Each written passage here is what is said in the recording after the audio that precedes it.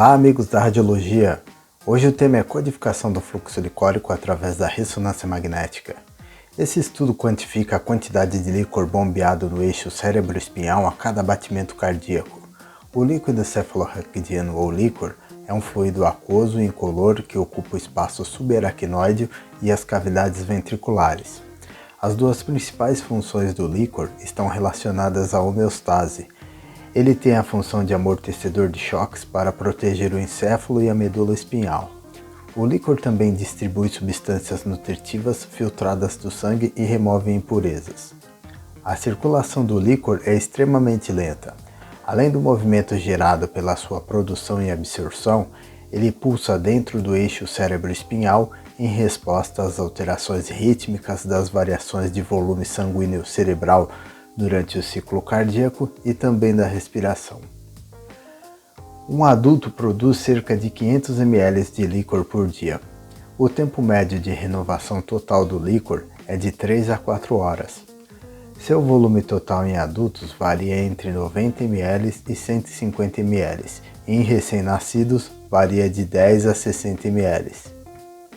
A técnica de codificação do fluxo licórico por ressonância magnética é utilizada nos seguintes estudos: estenose do aqueduto de Sylvius, o aqueduto do mesencéfalo, fluxo hiperdinâmico da hidrocefalia de pressão normal, HPN, também a hidrocefalia comunicante e não comunicante, a permeabilidade da terceiro ventriculostomia, fluxo na junção cérvico-medular, no forame magno, malformação de Arnold-Chiari, acondroplasia e influxo em cistos aracnoides. Esse método utiliza a técnica Phase Contrast em dois planos. Para uma análise qualitativa, adquirimos uma imagem paralela ao fluxo, e para análise quantitativa, utilizamos uma imagem perpendicular ao fluxo. A técnica Phase Contrast utiliza a aplicação de gradientes bipolares, especialmente projetados para gerar um contraste entre os núcleos estacionários e os núcleos em movimento. Para isso, dois conjuntos de dados em fases opostas são gerados. Os núcleos estacionários não acumulam fase, já os prótons em movimento acumulam fase em diferentes graus, pois sua localização ao longo do gradiente muda constantemente. A codificação do fluxo efetivo é obtida por meio da diferença nos gradientes bipolares das suas aquisições.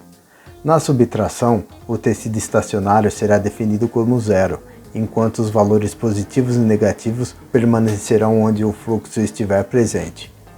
A velocidade de codificação é definida pelo parâmetro Venk, que é o Velocity Encoding, que ajusta a força aplicada ao gradiente numa razão inversamente proporcional. Ele é medido em centímetros por segundo. Se a velocidade máxima esperada é conhecida, então os gradientes podem ser configurados de modo que nenhuma mudança de fase seja maior que 180 graus. Para obter o melhor sinal, a velocidade de fluxo do líquor deve ser igual ou ligeiramente inferior ao Venk selecionado. Velocidades de fluxo maiores do que o Venk produzem o artefato do tipo aliasing. Velocidades de fluxo menores do que o Venk resultam em um sinal fraco ou ausência de sinal. Aqui temos um exemplo com Venks de 5, 10 e 15, em um caso de fluxo hiperdinâmico. Note que à medida que aumentamos o Venk e igualamos ao fluxo, o artefato de aliasing diminui até sumir. Em condições normais, o valor médio de um fluxo aquedutal é de um Venk de 5 a 8 cm por segundo. Valores baixos de Venk de 2 a 4 cm por segundo podem ser úteis na discriminação de cistos aracnoides e na avaliação de shunt ventrículo-peritoneal. Na hidrocefalia de pressão normal, os valores de Venks costumam ser mais altos, de 15 a 25 cm por segundo. As imagens Phase Contrast para estudo de fluxo normalmente são apresentadas em conjunto de 3. Imagens com compensação de fluxo, que reforça a magnitude do sinal, onde o fluxo aparece com alto sinal e com o fundo visível. As imagens de magnitude, com alto contraste entre o fluxo e o fundo, onde o fluxo aparece com alto sinal e o fundo aparece apagado. E as imagens de fase, que mostram as diferenças de fase do sinal, onde o sinal depende da direção, sendo alto ao longo do gradiente e baixo na direção oposta, e o fundo aparece cinza claro. Como o estudo de contraste de fase é voltado para a pulsatilidade, é necessária a sincronização com um fluxo pulsátil. Essa sincronização pode ser feita com um gate cardíaco prospectivo ou retrospectivo, o gating periférico, preferencialmente colocado no indicador da mão esquerda. O gating periférico é a opção mais suscetível às interferências por movimentação do paciente ou pelo atraso na pulsatilidade, porém é o mais prático na rotina. E aqui vão algumas dicas para que tudo ocorra bem no estudo. Uma imagem boa para fazer a programação é um Sagital T2, que vai contrastar bem os aquedutos e os forames. Muito importante é não esquecer de ativar o gating, que vai sincronizar a sequência com os pulsos fisiológicos. Para os sensores periféricos que possuem o laser em apenas um dos lados, sempre posicione o laser nas digitais, nunca na unha. Esse é um erro muito comum. Também não há necessidade de remover o esmalte das unhas. O traçado fisiológico não pode ter interferências. Recomendo então mobilizar a mão do paciente e orientá-lo de forma enfatizada. Na análise quantitativa é muito importante adquirir uma imagem exatamente perpendicular ao fluxo. Isso vai evitar volume parcial, a distorção do diâmetro e o artefato aliasing. Desvios de até 15 graus são toleráveis, mas além disso, inviabiliza o estudo.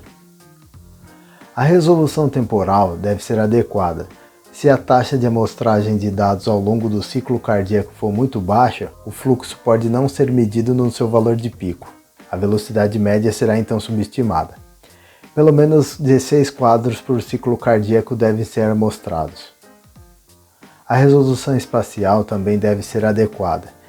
Quando o tamanho do pixel excede 1/3 do diâmetro do fluxo, os efeitos de volume parcial irão subestimar o fluxo e as velocidades de pico, principalmente no aqueduto de Sylvio, cujos diâmetros podem ser de 3 mm ou menos. O fluxo irregular ou turbulento. A sequência phase contrast é ótima para fluxo linear não acelerado, mas quando as velocidades mudam repentinamente, a precisão das medições de fluxo diminui. Para minimizar esses efeitos, eu recomendo uma respiração suave e constante do paciente, pois inspirações profundas resultam na valsalva que vão alterar a dinâmica do fluxo. A homogeneidade de campo magnético também influencia. Como as velocidades de fluxo são calculadas a partir das mudanças de fase, qualquer processo que cause desvios de fase, seja por falha de homogeneidade de campo ou correntes parasitas, produzirá erros de medição. Agora vamos ao processamento. A quantificação do fluxo é feita através da definição de um ROI na área de interesse, por exemplo, a área de secção transversal do aqueduto de Sylvius. A medição requer um posicionamento muito cuidadoso do ROI, para evitar pixels de ruídos incluídos na amostra. Os movimentos de avanço e retrocesso do líquor, em função do tempo, refletem os valores da sístole e diástole, que serão utilizados para realizar os cálculos. Vários parâmetros de fluxo podem ser calculados por um software de análise. Os parâmetros mais usados são o volume sistólico, ou stroke volume, velocidade de pico sistólico e a velocidade média de pico. Os resultados quantitativos são demonstrados por meio de gráficos e tabelas. A técnica phase contrast também pode ser utilizada para estudo de fluxo em vasos sanguíneos, válvulas cardíacas, além das angiografias sem uso de contraste. E também é base para a modalidade de elastografia por ressonância magnética. Pessoal, essa foi a dica de hoje, um fraterno abraço e até a próxima dica.